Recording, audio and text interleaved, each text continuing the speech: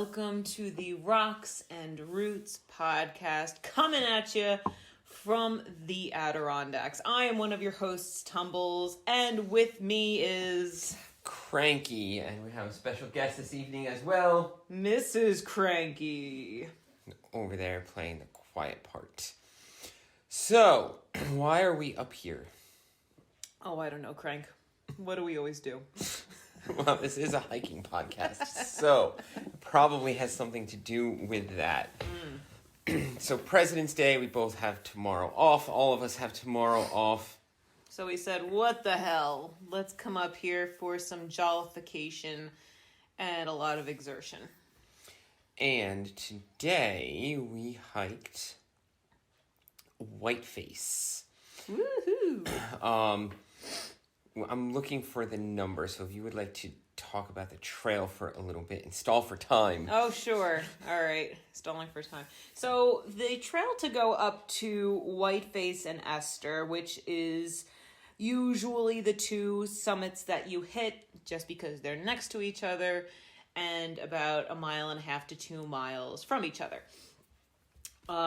So you can be a cheater and you can drive up to the top of the mountain and summit, or you can cheat a different way and take the ski lift up to a good part of the mountain and just hike the rest up. Or you can be like us intrepid hikers and the majority of those who want to complete their 46 and do it the classic way, which is roughly a 10-mile round trip hike that starts on the northeastern end of that range.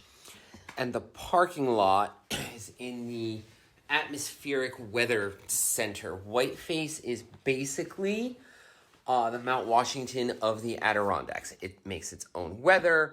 It has a toll road up to the top. Yes, you can take the road up, except it is closed in the winter, yes. And we will talk about why, because we had a little problem today. We did.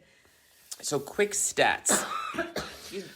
So, we did 7.2 miles, and yes, if that sounds a little short, it is, because we did not summit. We will talk about why. Either. No, either. Yes. Wah, wah.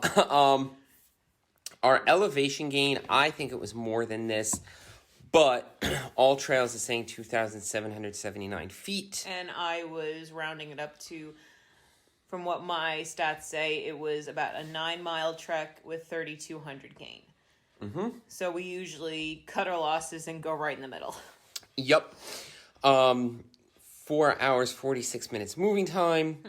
Total, I'm shocked. I did not realize that we stopped this much. 5 hours, 26 minutes total. What was the moving time? 4 hours, 46 minutes. So it's saying we stopped for a total of about 45 minutes. Huh. I guess it's possible, but... I guess so, but it was so cold that... Yeah. We did not want to stop. No. So you park in, the route we took. There's also, you can leave from the reservoir. That adds about 2 miles. And then there's another route, but we chose... The classic route. The classic route. Yeah. So we got our asses there at 5:15-ish. And where you catch this parking lot, it's right up the road from the town of Wilmington, which is the main town closest to Whiteface. So if you were skiing, you would either stay in Lake Placid or you would stay in Wilmington. And...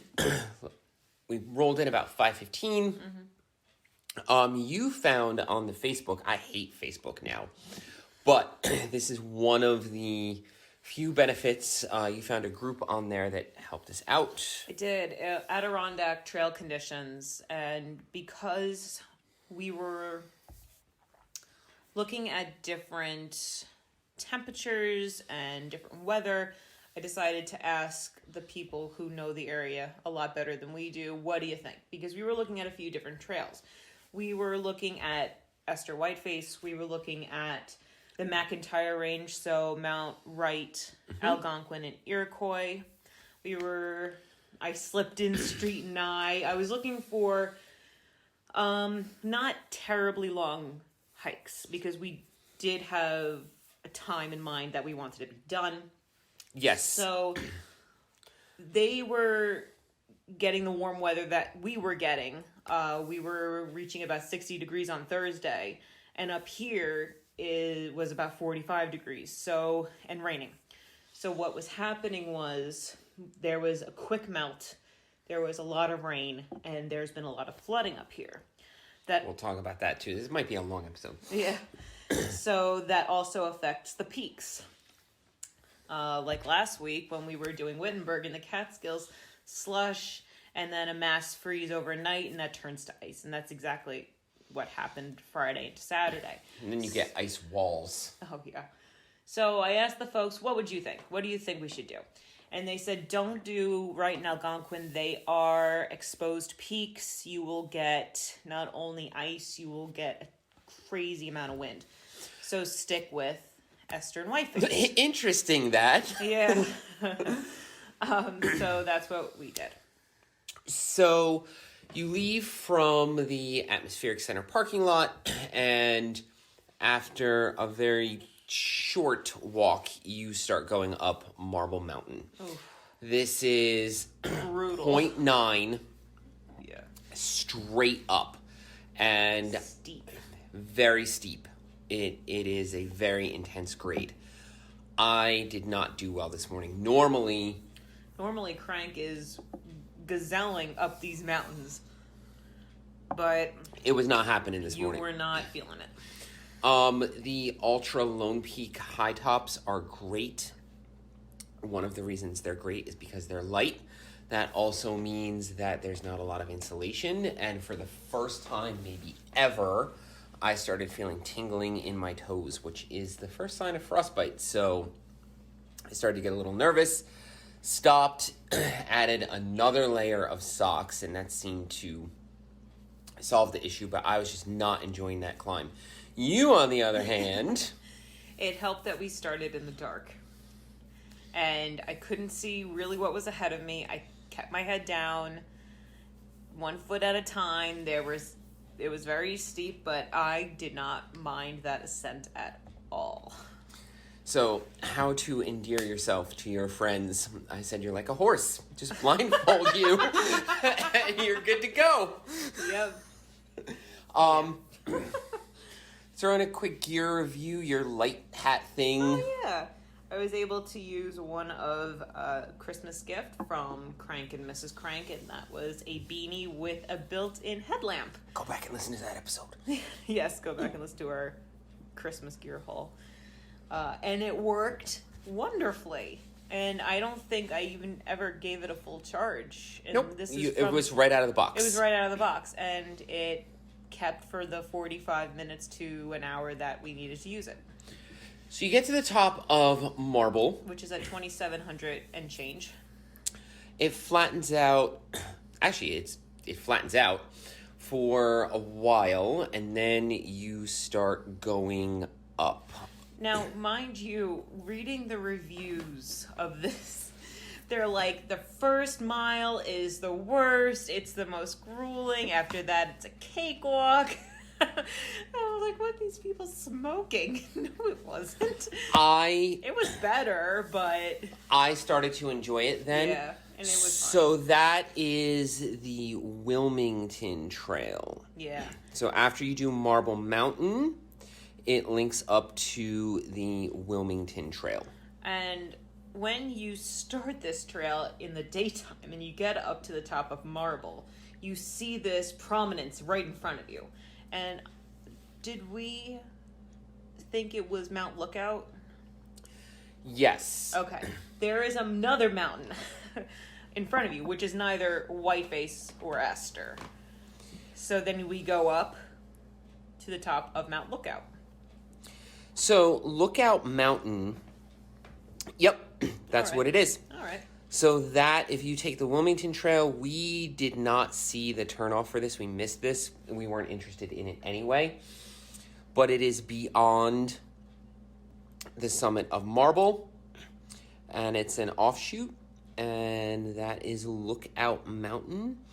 That's actually on, that is so weird. It's called the Oh, the Esther Trail. Okay, cool.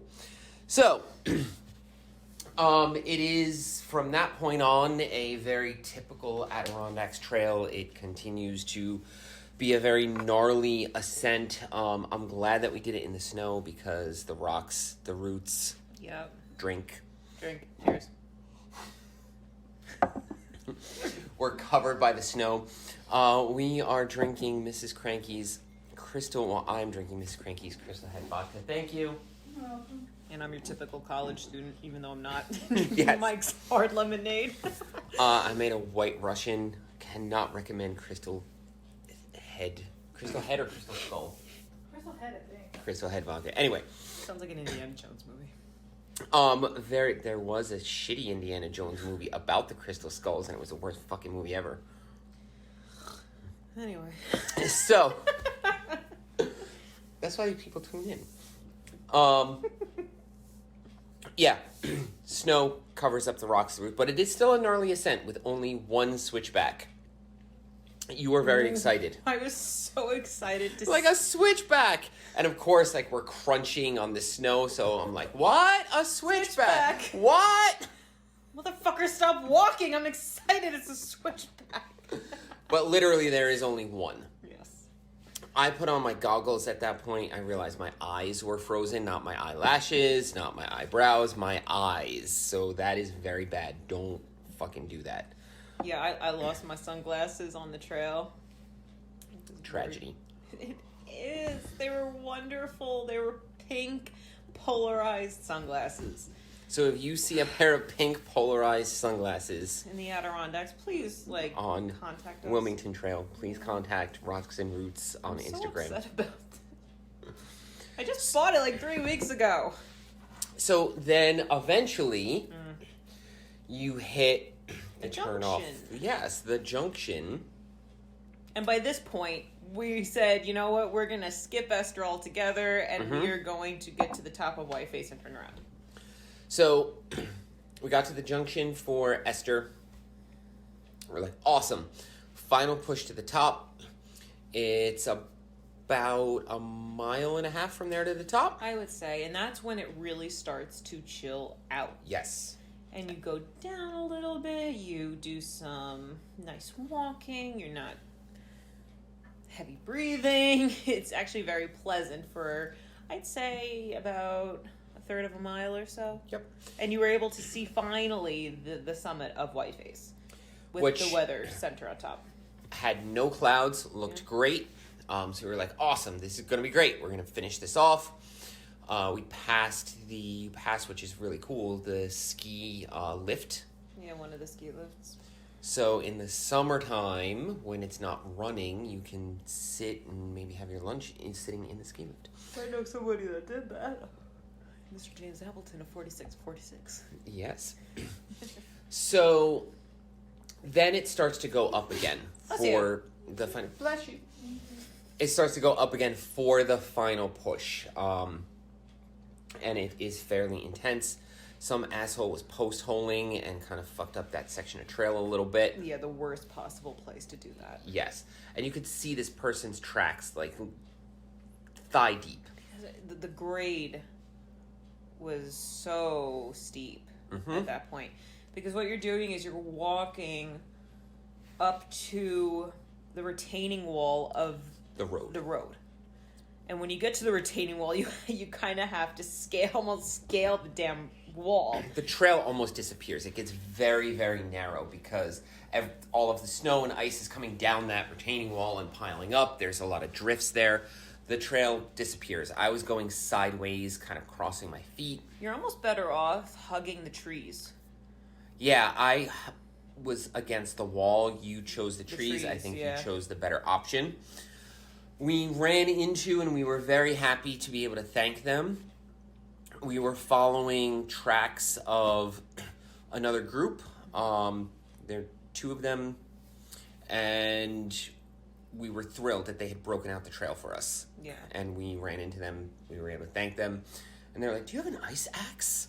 I'm like, no, we don't. In my closet. Yes, in New Jersey, Conveniently. which isn't helping us. No. So they said there's a ice wall where the trail and the road intersect. So we're like, okay, thank you for letting us know. Thank you for breaking out the trail. And they said that they were holding on to the trees for dear life to try to get up this ice wall. And they said they only made it because there were two of them, so I'm imagining they were, like, pulling each other up as well. So we got to the road. There was a section that I didn't want to do, so I hopped over the retaining wall.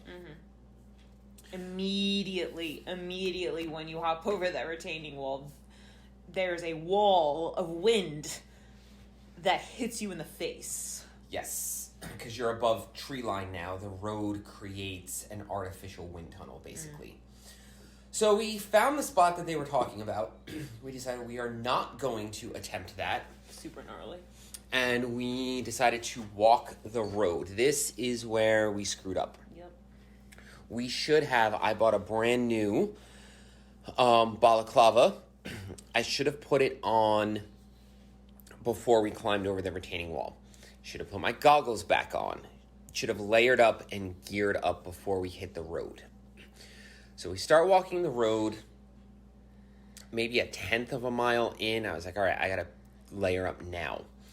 So I turned around, so the wind is blowing at my back. It was about -11. Yeah, about 40-mile-an-hour winds. With a 40-mile-an-hour wind. And while he was doing that, I couldn't just stay still. I needed to keep moving. So we saw a sign up ahead. It was... The 4,800 sign, maybe? It was the 4,500. 4,500. Sign. And I said, I'm going to walk to the sign. And then reassess. And we'll reassess. I couldn't get more than 20 feet. And the wind was just... The icy wind was just hitting my face, going up into my sleeves. My fingers immediately went numb. Through the gloves. And I said, this is a bad... Through your buff on your face. This is a bad idea. We need to stop. So yeah, your flight or fight went off and yeah, turn around. I turned around. So, I said, that's it. We're done. So I got my balaclava out. I was ready to put it on and I hear it's too dangerous. Like, all right, done. Because that's our deal. And if you have a hiking partner, highly recommend that is your fucking deal. If one of you says enough. That's our safe word. Yep. Our safe word is it's too dangerous. No, that's our safe word, Mrs. Frankie. Yep, our safe word Banana is daiquiri. too dangerous, damn Yes. it. Banana pancake. So, it's like, all right, that's it. Then we're done. So we started walking back down, and you're like, I'm so sorry. And then there's no sorries if one of you is done, if one of us is done. He beat me with the trekking pole afterwards, don't worry. There was no safe word.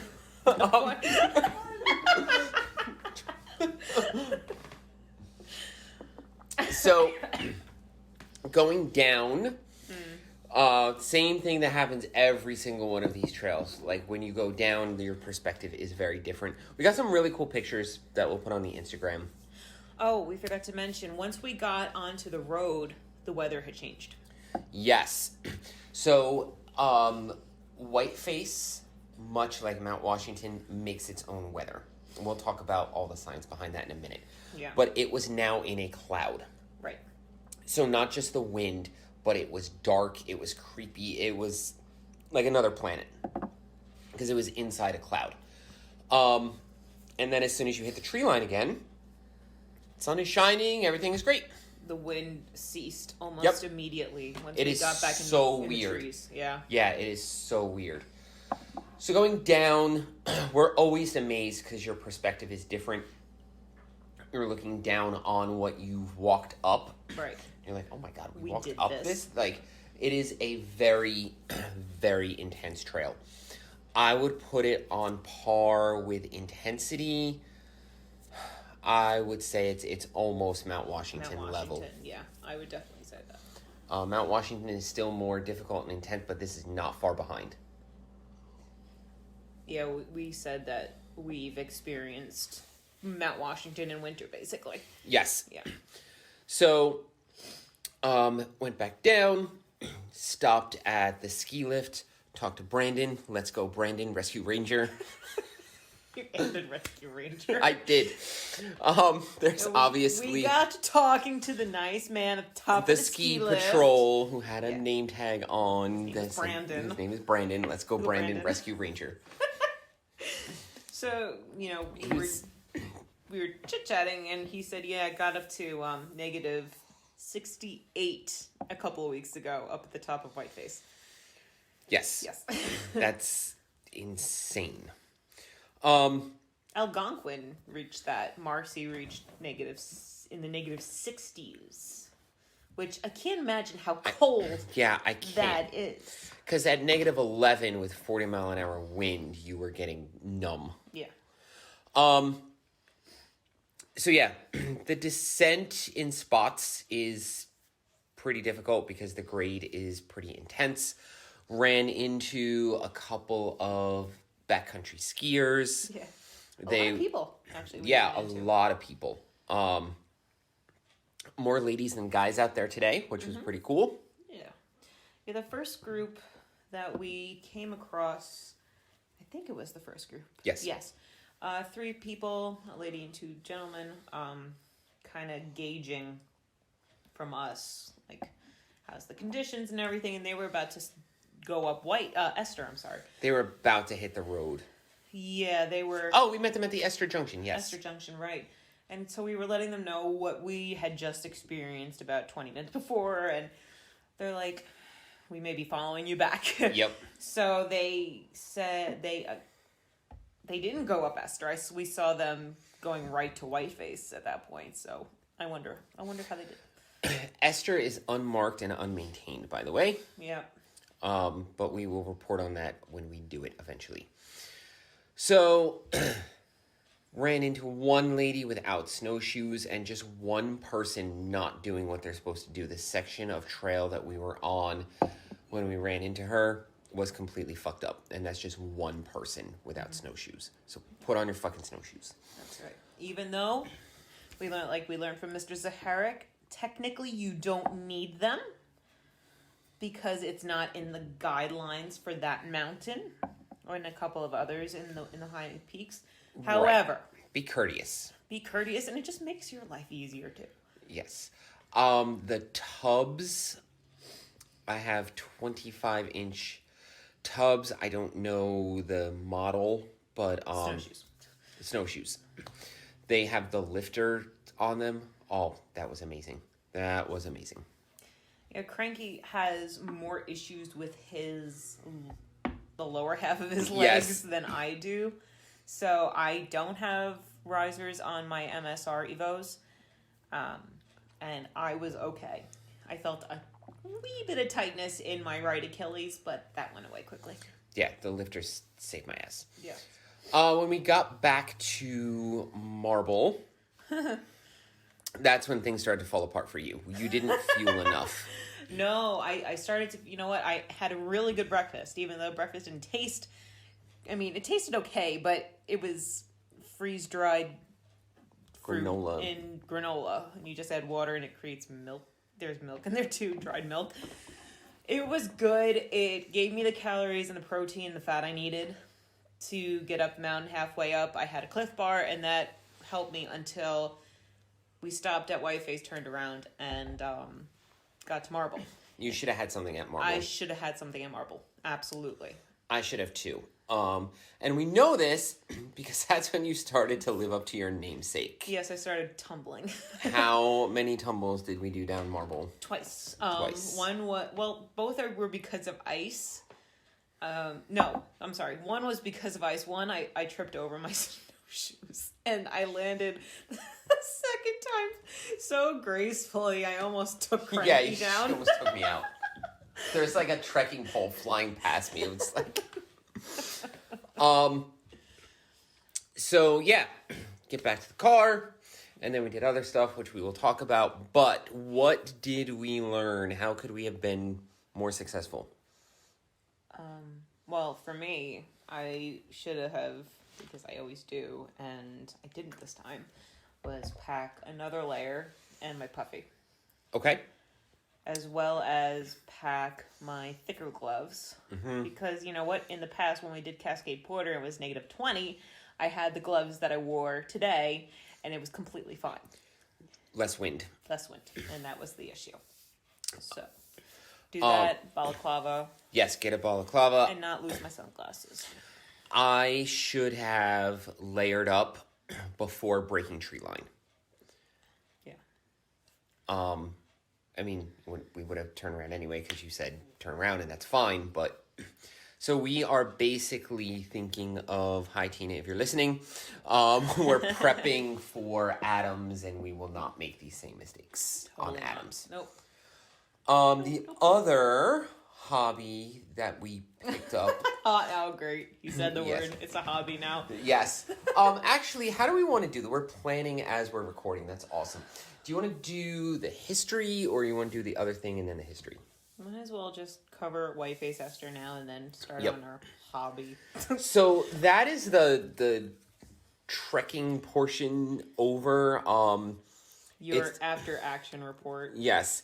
It's a great trail. Just don't make some of the same mistakes that we did. Try it in the summer first. Yep, try it in the summer first.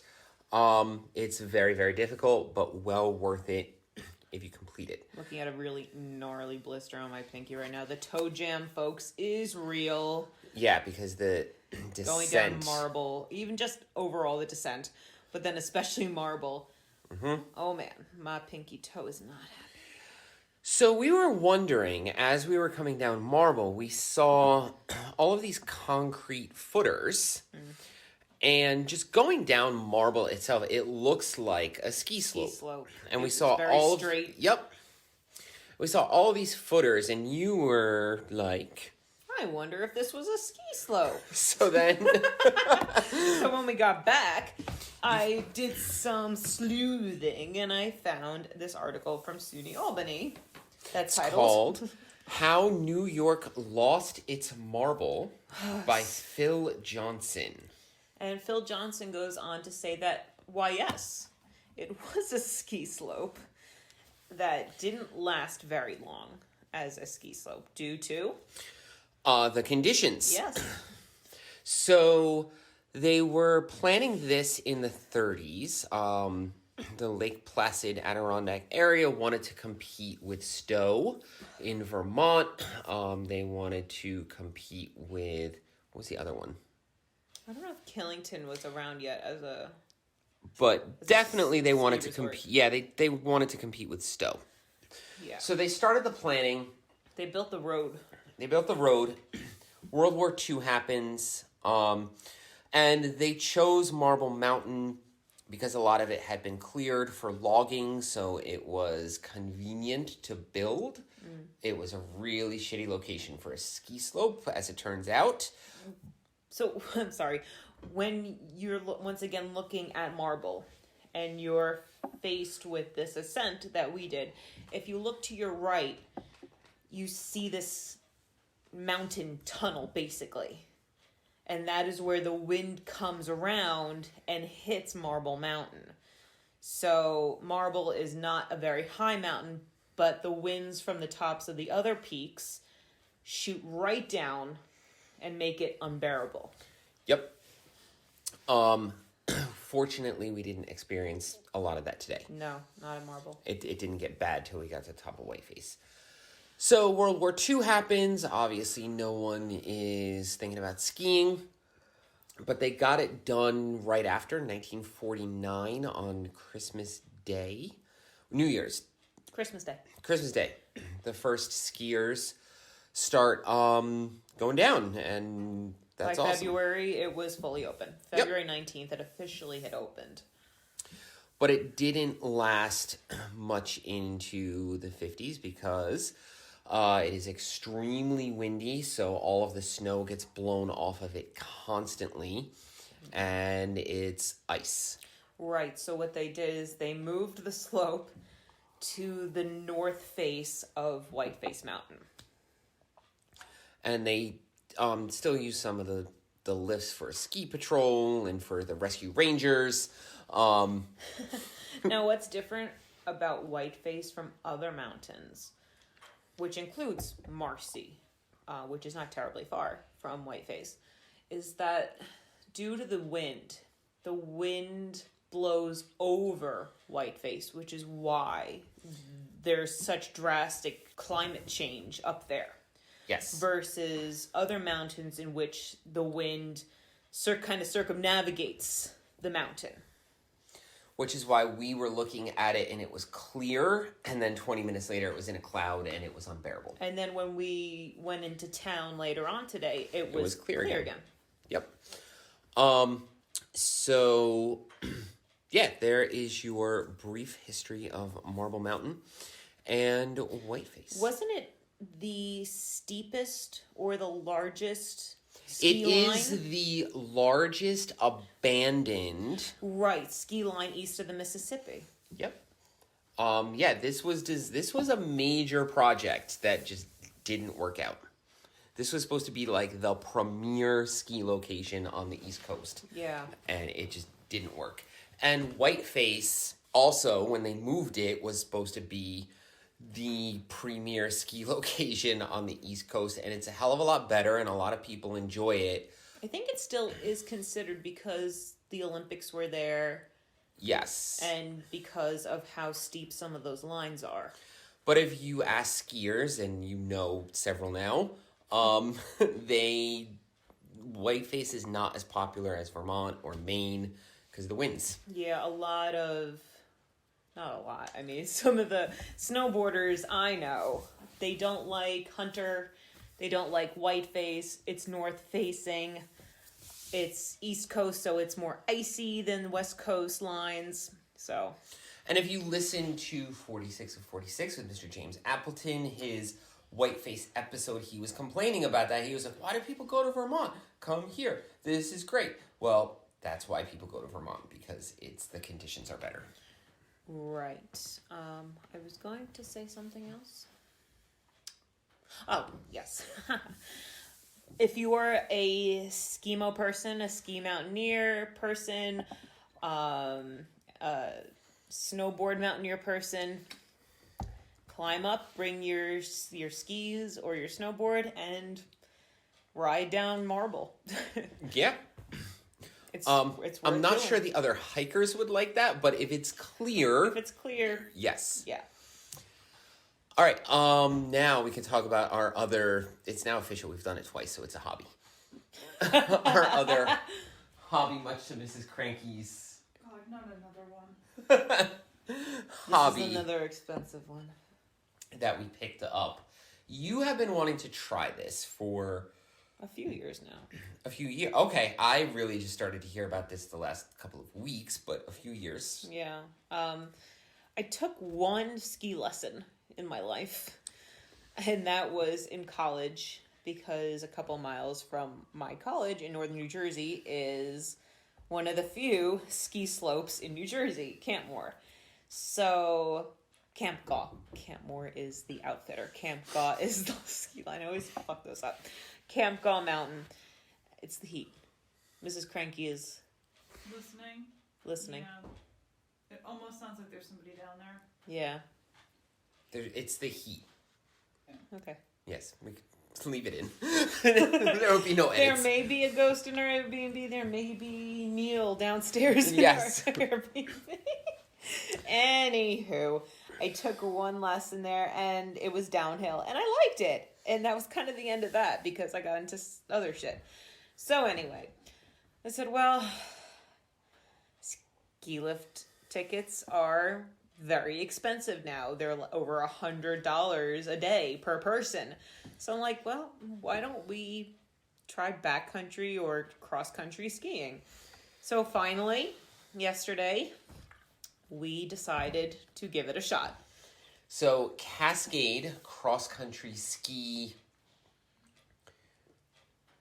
Center, thank you, not resort, because they have very little facility. Center rented. It's very affordable to rent. It's $20 for your ticket to go in, and then $15 to rent. Yes. So they hook you up. We went in knowing nothing. We ended up getting backcountry skis, which have Yes. a steel edge. Go back and listen to our episode with Jonathan Saharik, who explains this in more detail. And we were away. We were like newborn fawns at first. I still have trouble getting into the goddamn things, but they I fell like 5 times.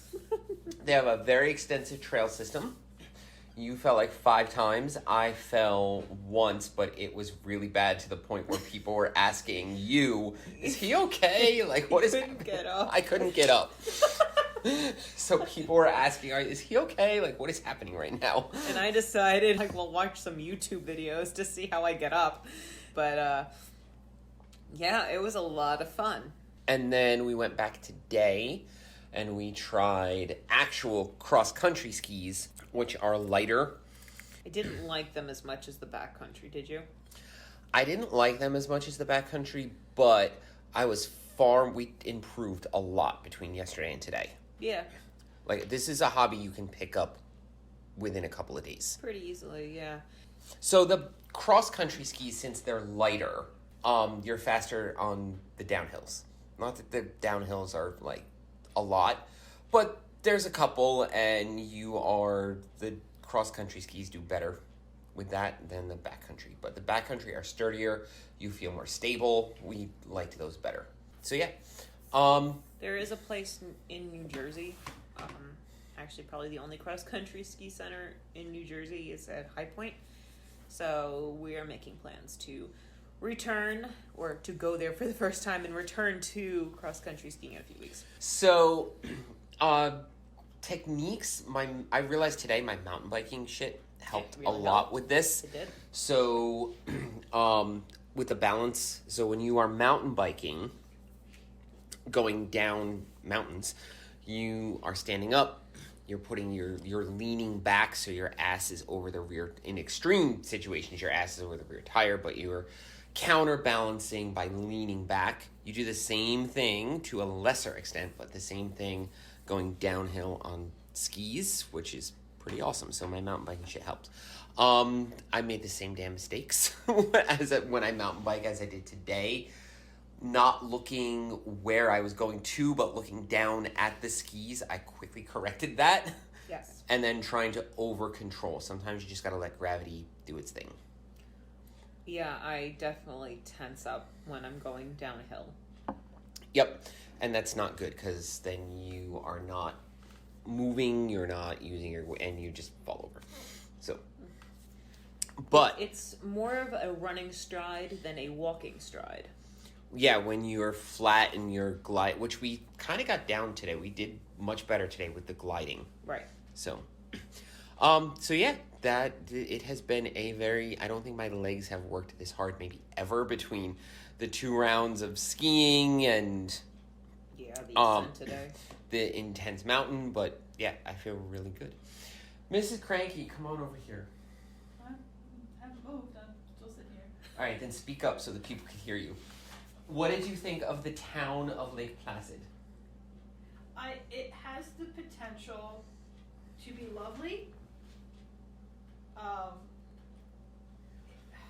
There were about 8 million too many people in the middle of town. To be fair, it's President's Day weekend, and it is a holiday weekend while the Olympics are going on currently. Oh yeah, that's right. It was going to be packed. But as someone who hates the crowds and tends to have panic attacks in the middle of too much, it was too much for me. And it snowed, which it snows. But the roads and the parking lots and the sidewalks were in horrible condition. And I don't know if I'm from northern Jersey. We're used to that being salted and taken care of, at least in the public spaces. And that's your main drag. That is your tourist attraction. That is your, hey, look how awesome we are. We had the 1932 and 1980 Olympics. I almost fell. Yeah. On the sidewalk where there were maybe thousands of people over the course of this whole weekend.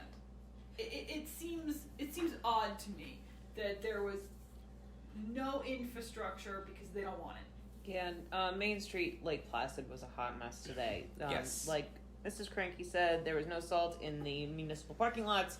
There was no salt down on the sidewalks. Someone could have slipped and probably did slip at one point and went down. I slipped. You guys missed it, but my foot came out from under me real quick when we were crossing the street, and I almost just ate pavement. Yeah.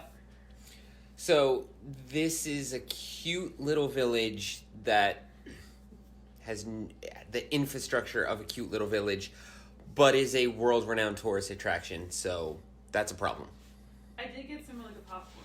I'm not gonna lie. It's a really cute shopping. There's There's a cute little bookshop. I mean, there are some lovely. If just don't go peak season, go off season. Maybe even go in the summer. Where did we Still do the have shopping. delicious duck wings and nachos? That was at the Adirondack Brewing Company. Again, overcrowded, but very nice. Adirondack Brewing Company recommends. Rocks and Roots recommends the Adirondack Brewing Company. So, and a special shout out to Mrs. Cranky because she hates the cold. Yep. She hates winter sports. Yep. And she has spent the last 2 days in a cabin in the cold while we have been off doing winter sports. So thank you. I love you. Yeah, Check out my awesome that I uploaded to the TikTok. I have made fire with a Ferricium rod. It's fucking Inside. cool. No, fuck you. So yeah, I uploaded this awesome video.